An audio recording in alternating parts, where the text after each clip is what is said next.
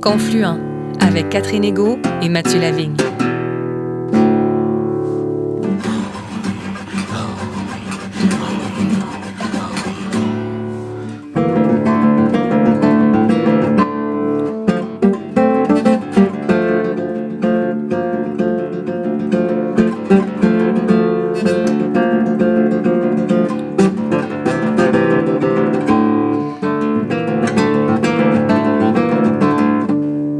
Bonjour Mathieu.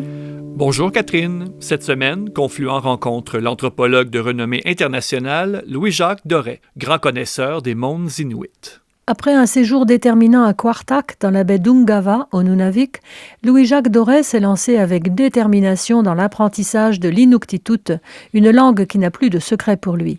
Titulaire d'une maîtrise en anthropologie de l'Université de Montréal et d'un doctorat en linguistique obtenu à Paris, notre invité a enseigné l'anthropologie à l'Université Laval pendant une quarantaine d'années, faisant naître ainsi bien des vocations nordiques.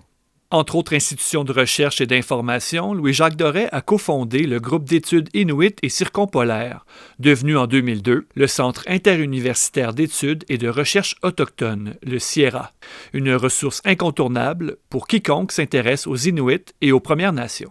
Au micro de Catherine Égaud, Louis-Jacques Doré relate son extraordinaire parcours de chercheur et d'enseignant et évoque avec émotion et précision l'univers des Inuits, un peuple qu'il connaît bien et qu'il admire profondément.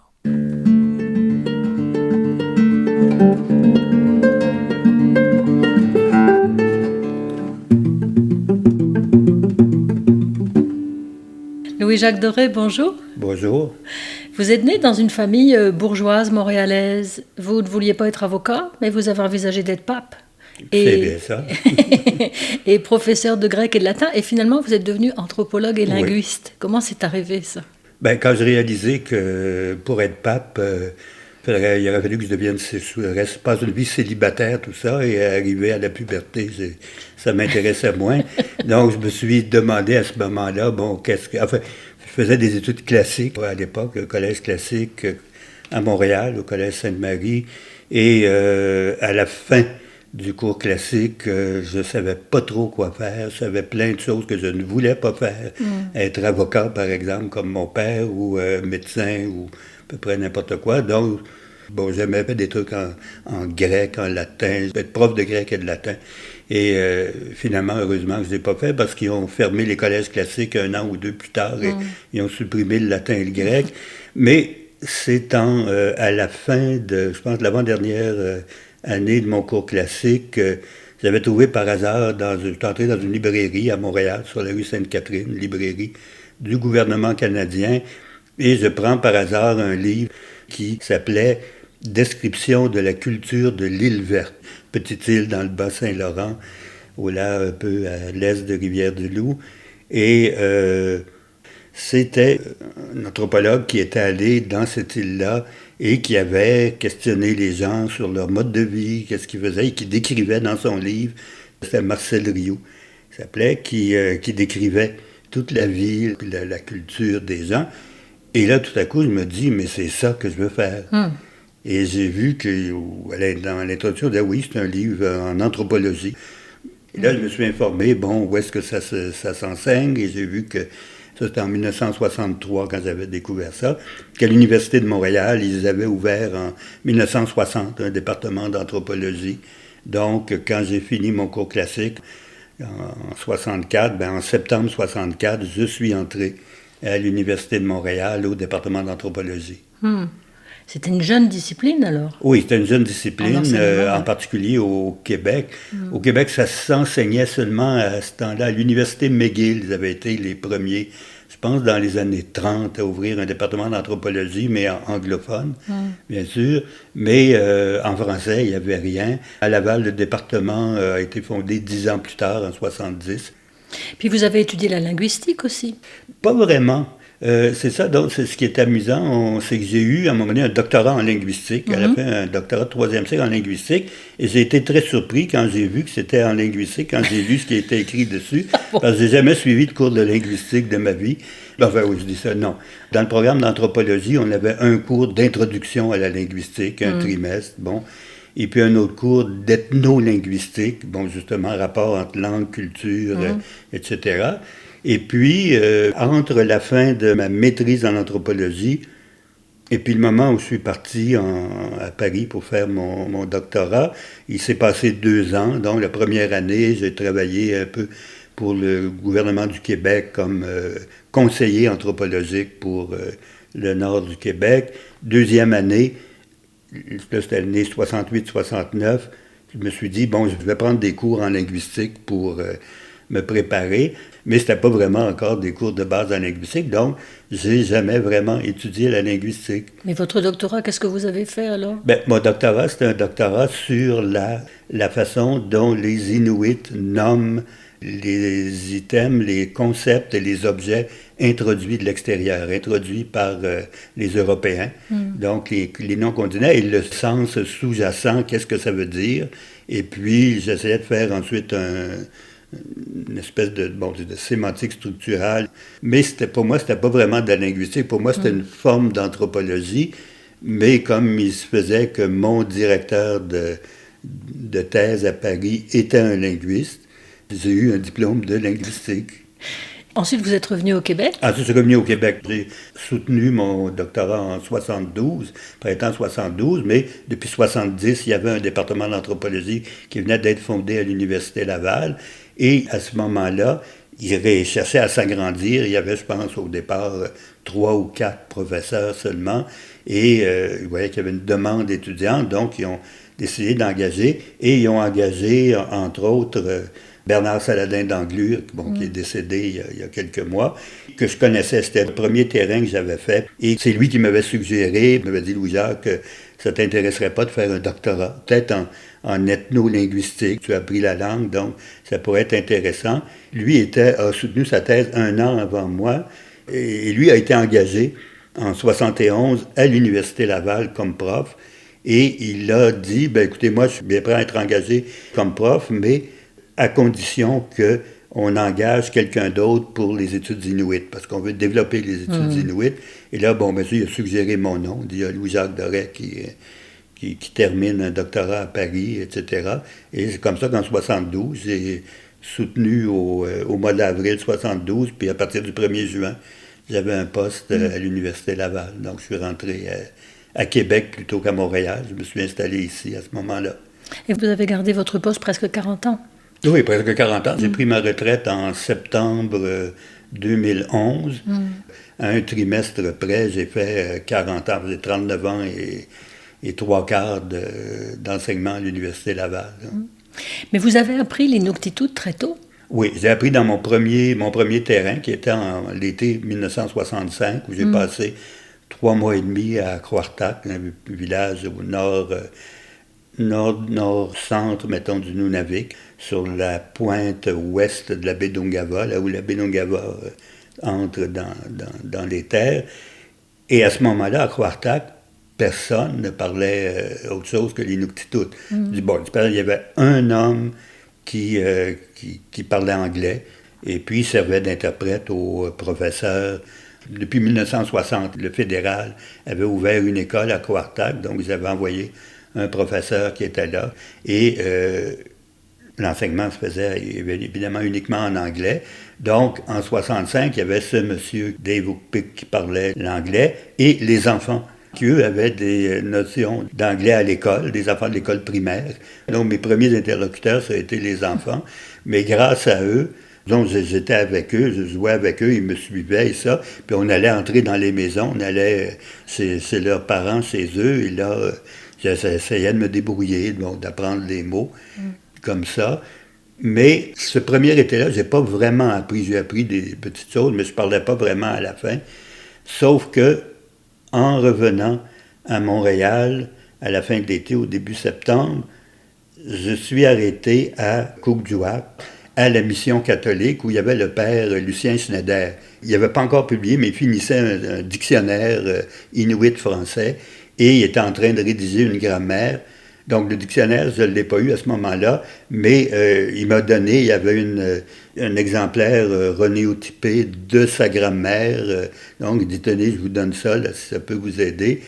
Et j'avais un autre dictionnaire qui avait été fait dans l'ouest de l'Arctique. C'était pas le même dialecte exactement, mais ça donnait une idée un peu. Donc, avec ce dictionnaire et cette grammaire onéotypée, j'ai commencé tout de suite à écrire à des Inuits qui étaient à l'hôpital.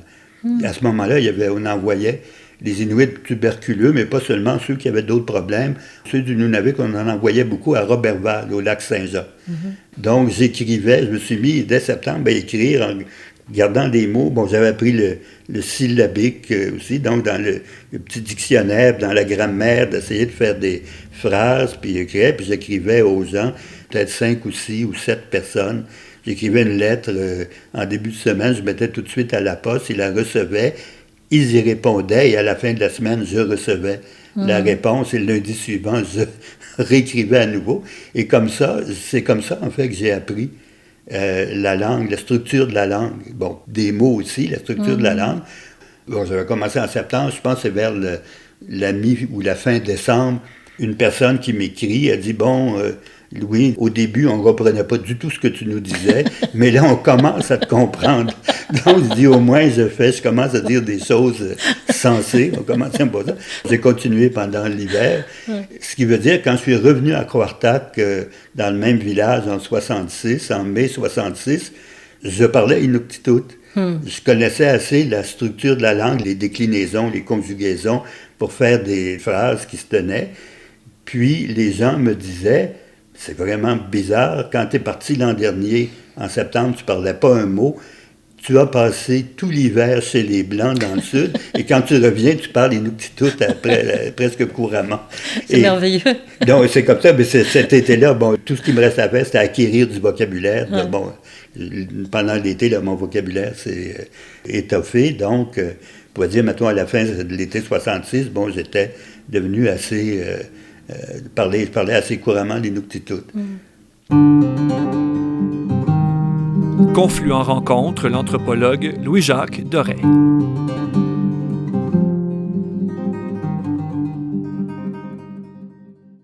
Qu'est-ce que ça vous a appris d'étudier l'Inuktitut?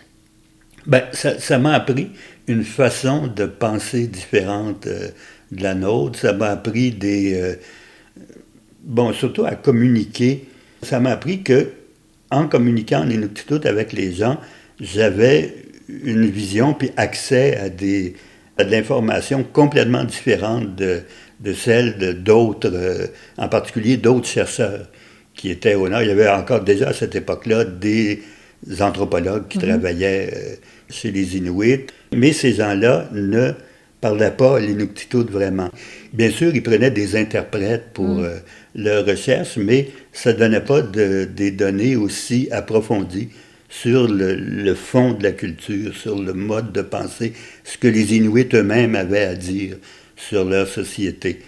C'était une nouvelle tendance. En ce qui concerne les Inuits, on est passé de ce qu'on appelait avant ça l'esquimologie. L'esquimologie, c'était une branche de l'anthropologie ou de l'ethnographie, mais l'esquimologie, c'était aller ramasser des informations chez les Inuits, puis les ramener, puis ensuite de ça, écrire des articles, des livres, puis publier ces choses-là, mais sans qu'il y ait de retour dans les communautés.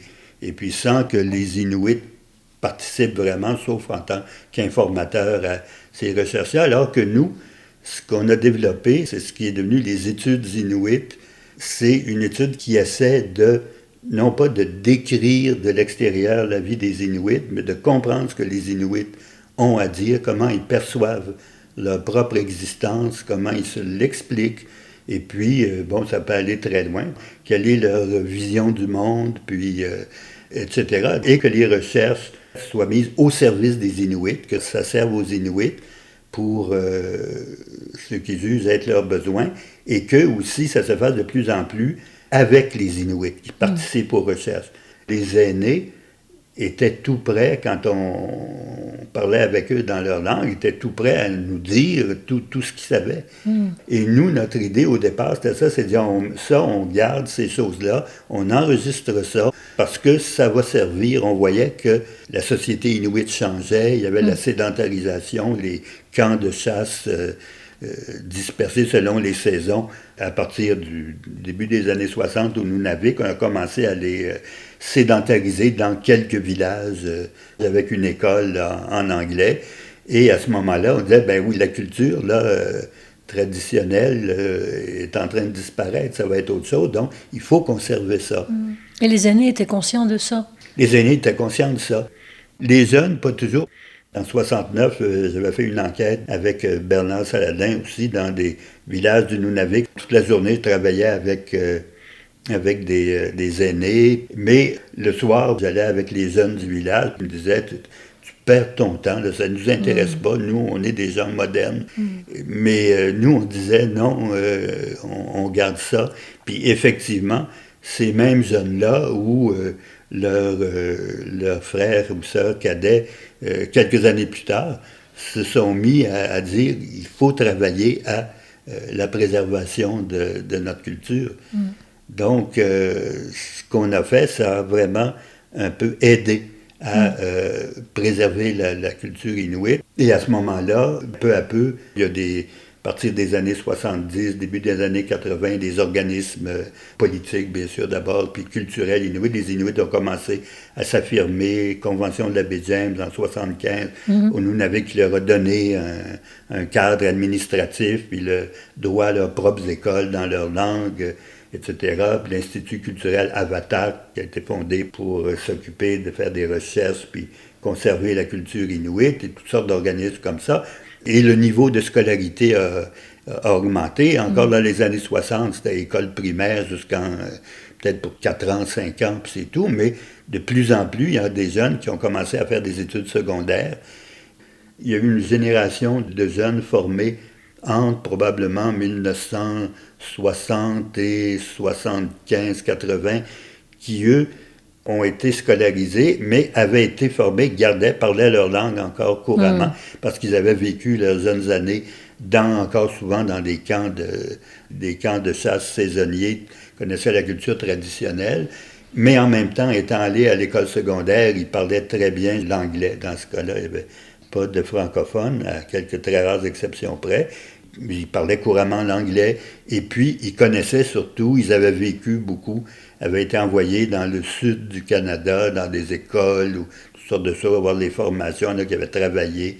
Et donc, ils connaissaient un peu la vie en dehors du Nord. Ils connaissaient aussi les structures politiques du Canada et du Québec. Ensuite. Donc, ils ont été capables de créer des organismes politiques, réclamer et obtenir un certain degré d'autonomie administrative au Nunavik, mais au Nunavut, autonomie politique, création d'un territoire qui est une espèce de province à toute fin pratique.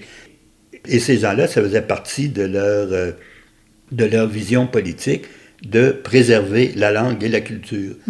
Ils disaient, nous sommes des Inuits. Qu'est-ce qui fait que nous sommes Inuits? Bon, c'est notre territoire d'abord, donc il faut qu'on soit maître chez nous, sur notre territoire, mais aussi c'est notre langue, c'est notre culture, notre mode de vie, notre nourriture, c'est très important pour les Inuits, la nourriture inuite. Bon, toutes ces choses-là, ça veut dire que beaucoup de ces gens-là sont devenus ensuite des chercheurs ou bien des activistes culturels pour favoriser la transmission de la culture inuite.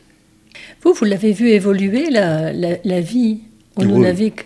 Effectivement, j'ai vu changer ça, c'est-à-dire, surtout, moi, mon point de repère, c'est toujours Quartac, parce que c'est là que j'ai vécu le plus longtemps, même si c'est pas énormément, mais où j'ai gardé des contacts. Et là, à Quartac, en 65, c'est un village sédentaire, mais en même temps, c'était un camp d'hiver sédentaire, parce qu'en hiver, entre le mois de septembre et le mois de mai, bon là, tout le monde vivait au village, mais à partir du mois de mai, et pour une bonne partie de l'été, plusieurs familles partaient dans des camps de printemps. Il y avait 2 ou 3 endroits sur le territoire de Quartac, mais où les gens partaient vivre, là où ils vivaient dans des tentes pendant la fin du printemps et l'été. Donc, c'était encore une vie semi-traditionnelle. Et puis l'hiver encore, ils partaient les hommes partaient à l'intérieur des terres pour aller faire le piégeage du renard. Donc, ils allaient, et puis assez loin, parfois, mettre des pièges sur ce qu'on appelait des lignes de trappe, mais c'était des itinéraires où on déposait les pièges, où on prenait le renard qu'on ramenait. Et à cette époque-là encore, il y avait la compagnie de la baie du Tson, pas à Coartac, mais dans le village voisin, à Kangirsouk, au sud de Coartac, il y avait un magasin de la baie du Tson. Donc, de temps en temps, 3 ou 4 fois par année, les gens allaient à Kangirsouk l'hiver en traîneau. À Sien, il y avait encore des Siens en 65, et l'été en canot à moteur. Et là, ils échangeaient. Les peaux de phoque se vendaient.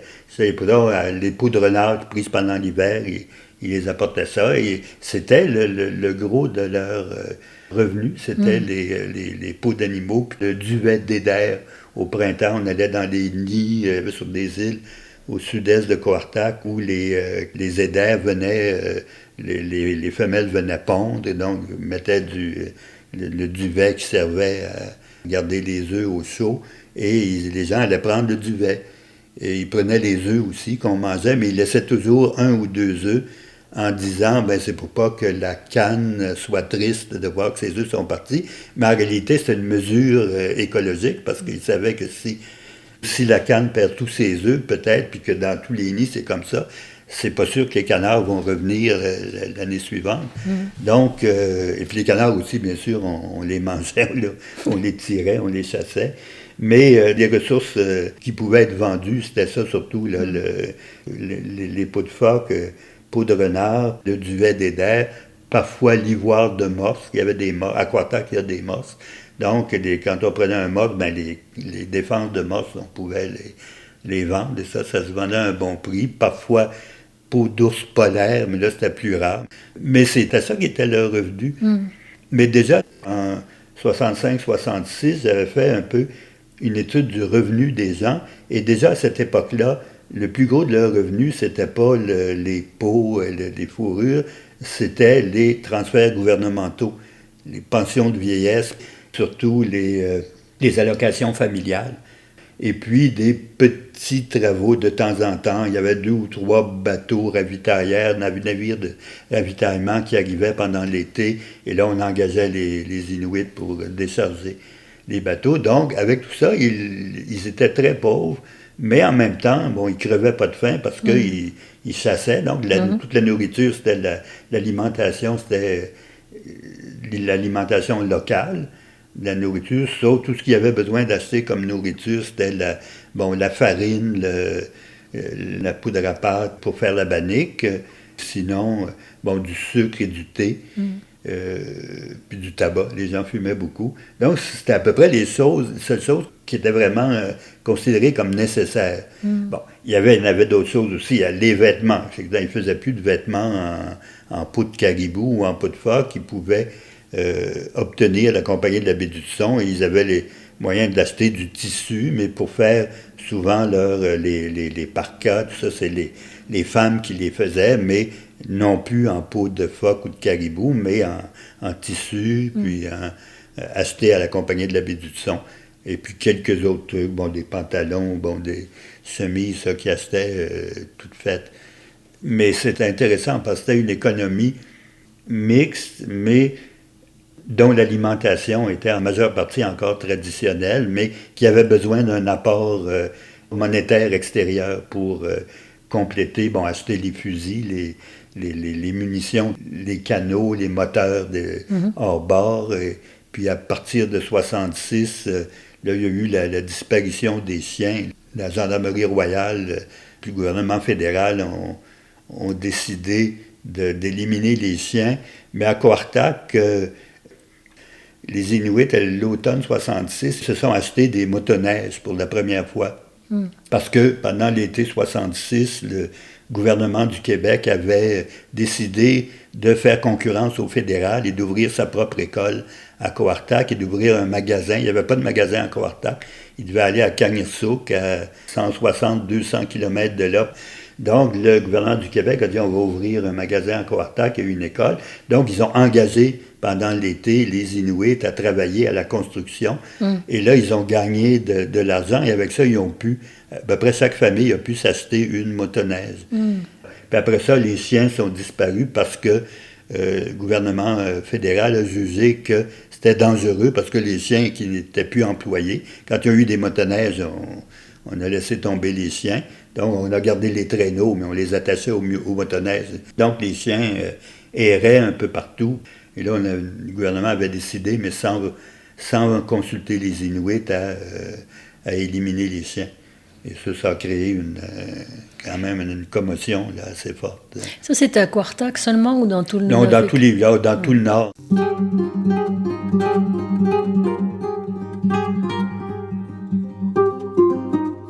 Confluent rencontre l'anthropologue Louis-Jacques Doré.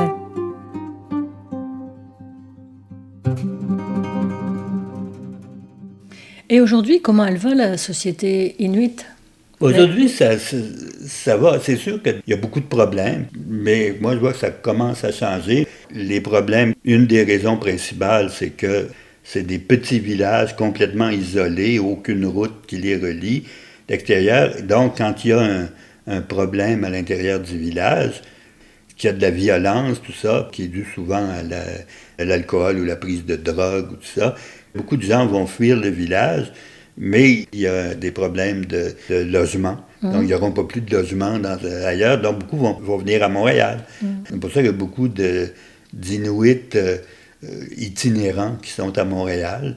Beaucoup en particulier de femmes qui ont fui la violence familiale. Et à ce moment-là, ça, c'est un problème. Mais en même temps, il y a beaucoup d'Inuits qui ont des emplois et qui travaillent dans les communautés, puis qui travaillent dans des mouvements pan-Inuits, souvent qui sont basés à Montréal ou ailleurs, pour travailler avec les Inuits, donc soit qui sont itinérants ou dans les villages qui ont des problèmes avec la justice, etc. Les Inuits sont en train de se prendre en main. Il y a aussi, bien sûr, un autre facteur, c'est le décrochage scolaire. Bon, maintenant, dans tous les villages, depuis 1960, il y a des écoles. Depuis 1978, après la Convention de la baie James, il y a eu la commission scolaire Kativik qui a été fondée, qui a créé des écoles. Et alors qu'avant ça, l'enseignement était uniquement en anglais, Kativik a dit l'enseignement se va faire en Inuktitut d'abord. Mais par contre, à partir de la 4e année, l'enseignement en Inuktitut arrête. L'enseignement, c'est des profs qui enseignent en anglais ou en français, au choix des parents. Et ces profs-là, ce n'est pas des profs Inuits, c'est des profs qui viennent du Sud, donc des Blancs qui viennent enseigner aux Inuits.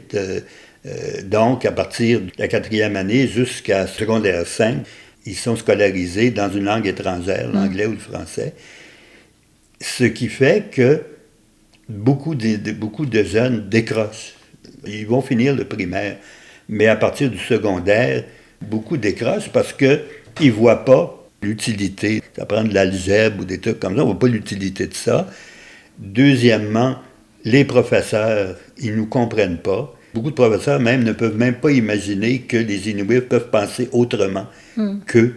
Donc tout ça fait beaucoup de décrochage scolaire, ce qui fait que les gens vont sur le marché du travail.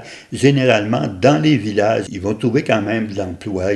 Ils ont pour les camions du village, la garderie, les centres de la petite enfance, à l'école. Bon, il y a quand même un certain nombre d'emplois, mais à un moment donné, ça atteint son maximum. Et beaucoup partent à ce moment-là, veulent partir. Beaucoup des jeunes disaient aussi que c'est ennuyant, on s'ennuie, il n'y a rien à faire dans le village. Parce qu'eux aussi, ils ont accès depuis longtemps à la télévision d'abord, ensuite à l'Internet. Maintenant, ils ont accès à toute la culture nord-américaine disponible sur Internet. Ils voient ça. Bon, ça leur parle, ces autres-là, de la musique, ça les intéresse. Mais nous, on n'a pas accès vraiment à ça dans le village. Oui, il y a des petits groupes de musiciens, mais donc, on veut aller voir ailleurs. Puis donc, ils vont venir à Montréal, là, par exemple. Mais souvent aussi, ceux qui viennent à Montréal, après un certain temps, ils commencent à trouver que Montréal, il est surtout tout seul. Bon, il y a quand même des organismes qui s'occupent des Inuits, mais en même temps, les gens qui sont là, ils disent, c'est plus comme chez nous. Tu sais, chez nous, dans le village, on connaît tout le monde. Là, en ville, là, on se retrouve un peu tout seul. Donc, des fois, ils vont revenir au village. Et ça, c'est des espèces de problèmes structuraux. dans le fait de vivre dans un petit village isolé. C'est sûr que c'est difficile, ces problèmes-là, de régler ça. Mais ça se règle avec l'éducation. Ceux qui finissent l'école, il y en a de plus en plus qui, quand même, vont finir leur secondaire et qui vont ensuite, certains qui commencent à faire des études postsecondaires. Ça avance. Donc, pour la situation, mais pas... elle est difficile, mais pour moi, elle n'est pas dramatique. C'est-à-dire que les Inuits sont des gens qui sont très résilients. Ils ont survécu dans l'art. Quand on voit les conditions de vie, comment ils ont pu survivre depuis 4000 ans qui ont traversé le détroit de Bering. Puis quand ils étaient à l'autre bord en Russie, dans l'extrême-orient russe, c'était les mêmes conditions. C'était le milieu auquel ils étaient habitués. Tu sais, quand ils étaient, il y a 4 ou 5 000 ans, quand ils étaient encore en Sibérie, ils étaient déjà dans un milieu où ils chassaient les mammifères marins et chassaient le renne, qui est le caribou, en fait, le renne sauvage. Donc, ils traversaient, puis eux, ils allaient plus loin, toujours trouver des nouveaux territoires. Donc, c'est des gens, les Inuits, qui sont très mobiles, qui aiment ça, bouger, et qui, en même temps, sont très résilients, qui peuvent se débrouiller avec les ressources. Donc, je pense qu'aujourd'hui, ils vont être capables de survivre, pas juste de survie, j'aime pas le mot survie, mais être capables d'avoir une vie correcte dans leur milieu, mais aussi à l'extérieur.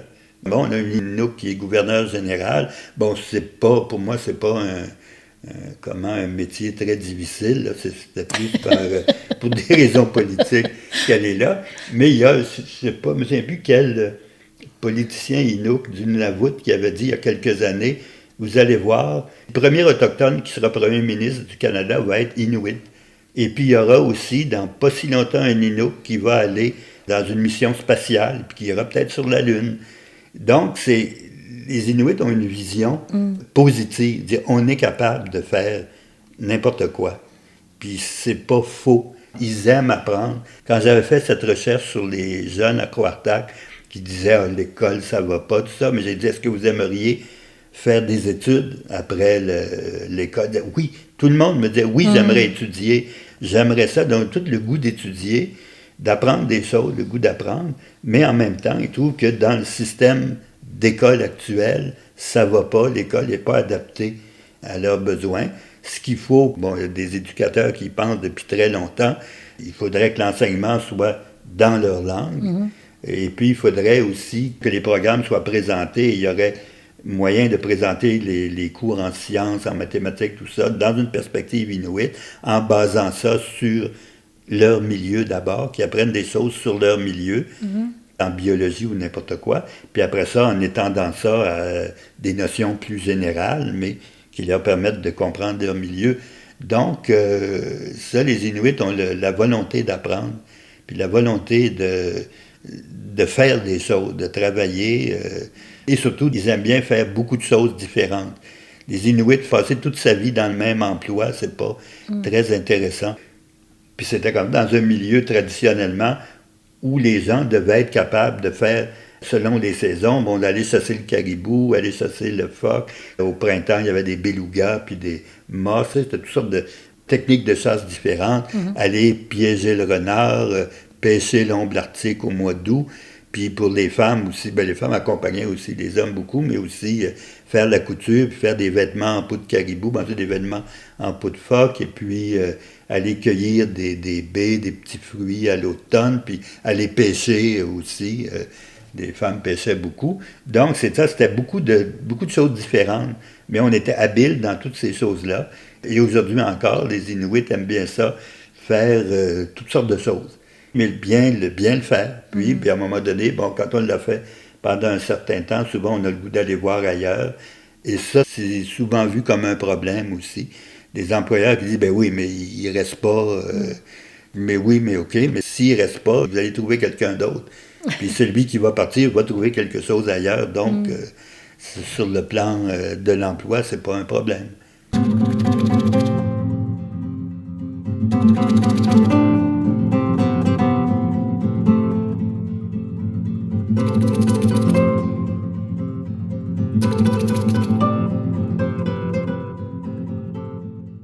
donc la vision du monde que vous aviez découverte au milieu des années 60 à Quartac, elle s'est maintenue?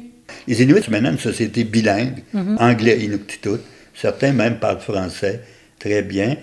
Et puis il y a des organismes qui protègent la langue. Donc la langue ne disparaîtra pas, mais c'est le mode de pensée aussi qui reste différent chez les Inuits. Des choses comme la transmission du nom.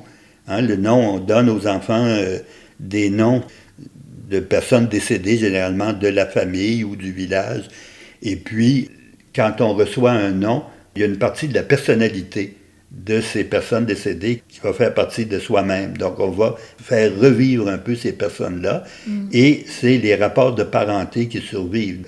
Justement, quelqu'un me disait récemment, une Inuk, elle dit, moi, je porte le nom de mon grand-père, donc le fils de mon grand-père, qui est mon père, ben c'est mon fils, avec mon nom. Mais mon grand-père m'a adopté à un moment donné, où mes grands-parents m'ont adopté, je ne sais pas parce que les parents sont morts ou quoi, mais ils m'ont adopté. Donc mon grand-père, dont je porte le nom, est devenu mon père. Donc je l'appelais papa. Donc j'appelais mon grand-père papa, j'appelais mon père mon garçon, et lui m'appelait papa, parce que portais le nom de son père.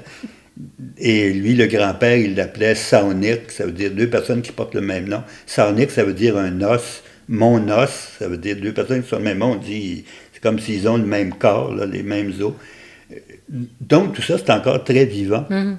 Mais la façon dont je vois ça, c'est que les jeunes, soit qu'on les rende conscients, qu'ils ne sont pas toujours de qui sont-ils par rapport à leurs ancêtres, qui revit en eux, et leur faire comprendre que quand leur nom va être transmis, après leur décès, ou même avant, parce qu'il y a des personnes âgées aussi qui demandent que leur nom soit donné à un jeune enfant, ben, ils vont revivre. Après leur décès, il y a quelqu'un d'autre qui va être eux-mêmes. Donc, pour moi, je dis c'est très positif. Moi, si j'étais comme ça, je serais content de savoir qu'après ma mort, je vais continuer à vivre dans ma société, avec les miens, dans ma famille. Et ça, c'est extrêmement positif. Et ça, c'est vraiment parfaitement inuit, pas seulement au Nunavik, mais même ailleurs, chez les Inuits au Canada. J'ai vu la même chose dans le nord de l'Alaska, encore au Groenland aussi. Donc tout ça, là, c'est vraiment le fond de la vision du monde inuit. Les Inuits connaissent le monde des Blancs bien mieux que nous ne connaissons le monde des Inuits, notamment par bien sûr. La télévision, par Internet oui. et tout le reste. S'il y avait une chose qu'on devrait apprendre des Inuits, ce serait quoi?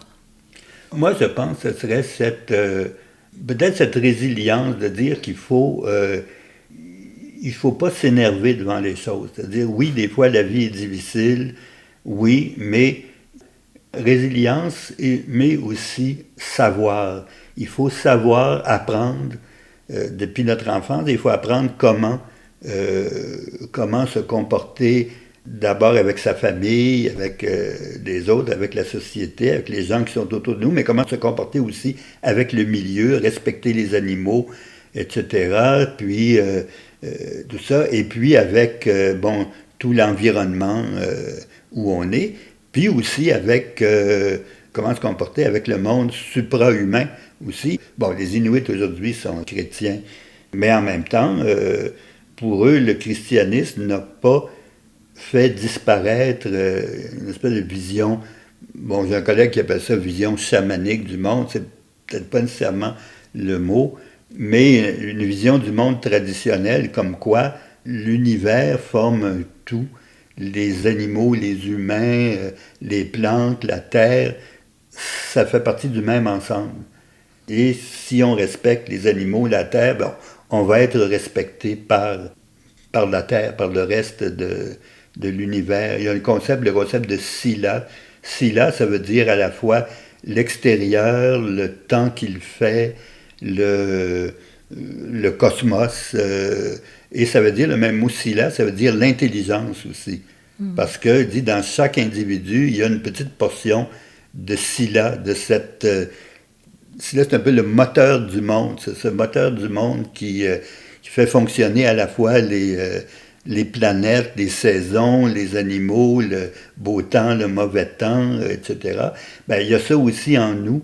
Et le Sila, ça veut dire l'intelligence aussi. Quelqu'un qui est intelligent, on dit Sila Tuyuk, il a beaucoup de Sila. Et il y a beaucoup de cette cet esprit de l'univers, du cosmos qui est en lui. Et s'il est intelligent, ça veut dire qu'il y en a assez qui va être capable de bien saisir comment fonctionne l'univers et comment, en tant qu'individu, je dois me comporter pour être en termes positifs, pour avoir une relation positive avec mon environnement, à la fois social et physique. Donc ça, c'est important. Mais aussi, ce qui est important, c'est de former. Les Inuits, souvent, vont dire, les gens qui viennent chez nous, soit comme professeurs, j'étais aujourd'hui avec des interprètes juridiques inuits qui disaient, les gens de la cour qui viennent, les juges, les avocats, ne savent absolument rien des Inuits. Il faudrait qu'ils aient une formation. Sinon, ça ne marche pas, la cour. Puis, il donnait toutes sortes d'exemples de mal-fonctionnement, souvent de la justice chez les Inuits, pour des raisons culturelles, pour des raisons linguistiques aussi. Beaucoup de choses qui sont difficiles à traduire. Mais les Inuits géants, ils ne se découragent pas. Ils ont vu tellement de choses, de difficultés dans leur vie, puis ils ont entendu parler dans le passé, comment c'était. Beaucoup d'Inuits que j'entends, des gens de certain âge, disent « Bon Dieu, j'ai eu une vie extrêmement difficile, puis mais je suis passé à travers ça. Puis maintenant, j'essaie d'enseigner à mes enfants et puis à mes petits-enfants comment il faut se comporter pour essayer de vivre en harmonie avec le monde dans lequel on vit. » Donc, c'est peut-être ça qu'on a à apprendre des Inuits. Oui, Jacques Doré, merci. Merci Catherine, ça me fait plaisir.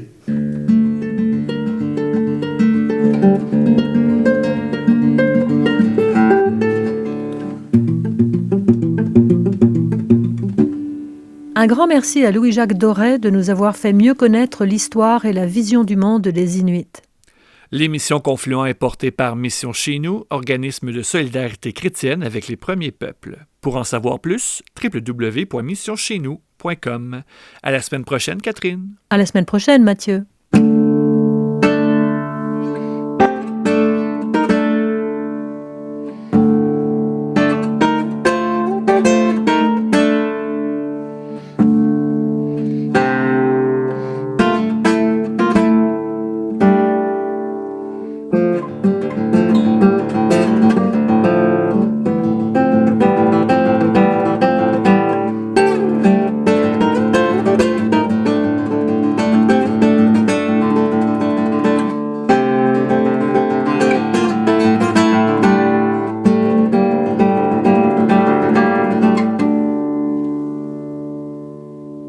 La production de cette émission est possible grâce au soutien financier des Oblates franciscaines de Saint-Joseph et de la Fondation Lucien Labelle.